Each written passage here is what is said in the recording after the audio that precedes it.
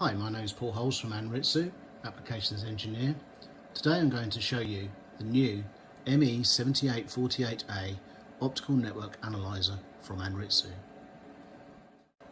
This system comprises primarily of three component parts. One, a Vector Star High Performance Network Analyzer. Secondly, an MN4765B O2E calibration module. And thirdly, an MN4775A E2O converter modulator.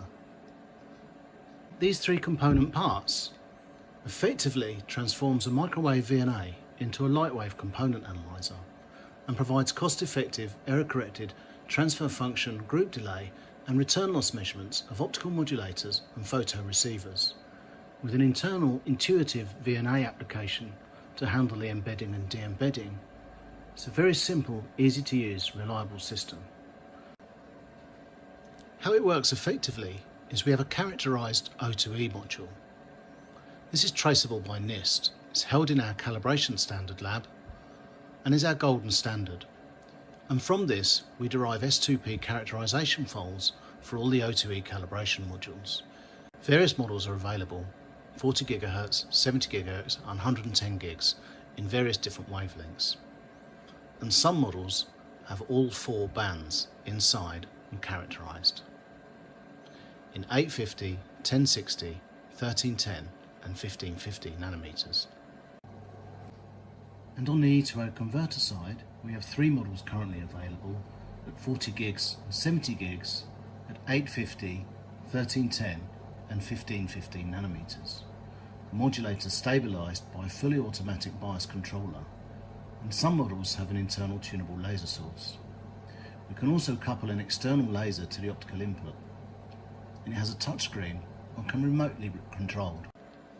Because we know the S2P files of the traceable MN465B NIST standard, we can effectively de-embed it from the S21 measurement, giving us the response of the E2O modulator.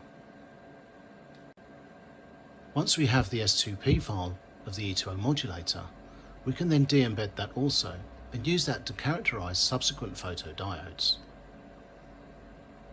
And finally, when they've both been characterized, we can de-embed both of those products, the E2O converter module, the O2E calibration module, and use it to characterize the optical fiber cable between the optical out of the modulator and the optical in of the calibration module, giving us an O2O response.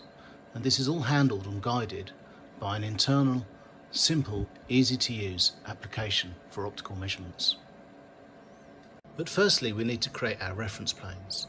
First one will be port 1 going into the RF in of the E2O converter, and port 2 will be the reference plane going into the RF out of the MN4765B O2E calibration module.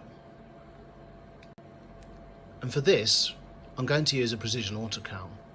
This is characterized from 70 kHz to 70 gigs over 20,000 data points.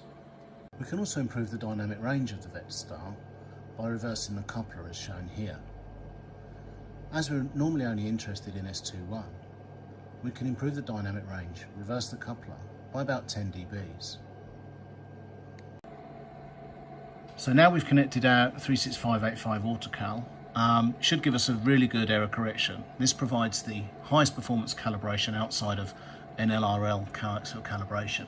However, because the autocal method is a transfer method based on the LRL calibration, it provides a better corrected characteristics than any short open load and through manual calibration, even if using a sliding load. Coupled with the fact that automatic cals are much faster and less prone than manual calibrations, precision autocal becomes the preferred VNA calibration method for all applications, from R&D to manufacturing. So firstly, we go to the calibration menu. We'll calibrate, autocal, 2-port cal, do the modified cal setup. We'll just check and we'll use the internal through. You can use the external through. Check OK, and we'll begin cal. Now what you'll see is a progress bar in the middle of the display as it toggles through its measurements, and you can see the various displays and the traces as it's toggling through. Now this shouldn't take too long, and at the end it'll give an assurance pass, so there's a self-check mechanism with inside the AutoCal module to say, well, okay, the calibration is good. I've measured myself inside my internal through, everything's okay, and we're ready to go. So just finishing up now, and you'll see it'll pass.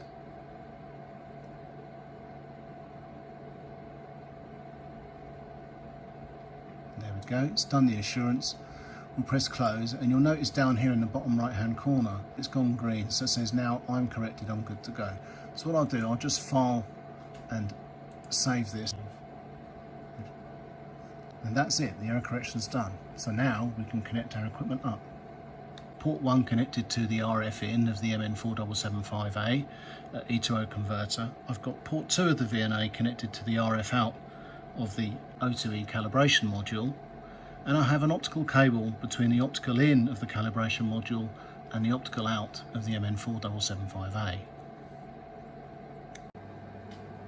So at this point we're mostly only interested in S21, so I'll just manipulate the display a little bit to change the settings so we're just looking at log mag.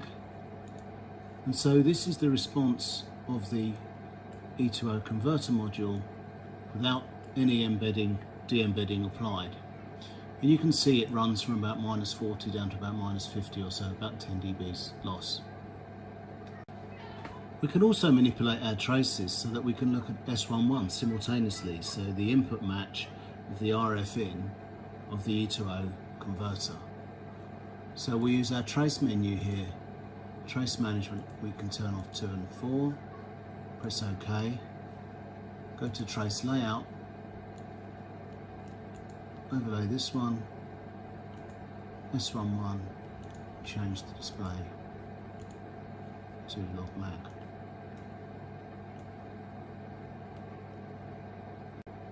So now it's time to do the embedding. So we invoke our measurement menu, perform optical measurements. We're going to do E2O since we already know the characterized data of the MN4765B. We'll de-embed, and what will be left will be the MN4775A S2P data. So we use the current error correction for our S2P file, press done, and you can see here's the corrected measurement. So in the blue trace is the S21 response of our modulator, and the yellow trace is the S11 response of the RF input. And you can see in the bottom right hand corner here the measuring state is E2O, so we're doing E2O measurements. So now we know the S2P characteristics of the E2O converter, we can use that information to de-embed and therefore realise the S2P file of the O2E calibration module. So now we can perform the optical measurements for the O2E. Press O2E, we'll use our existing error correction, and this time we'll de-embed the measured, press done. And here we have the response. And now because we have both O2E S2P files and E2O S2P files, we can de-embed them both and do an O2O measurement of the optical cable between the optical out of the converter and the optical in of the O2E calibration module.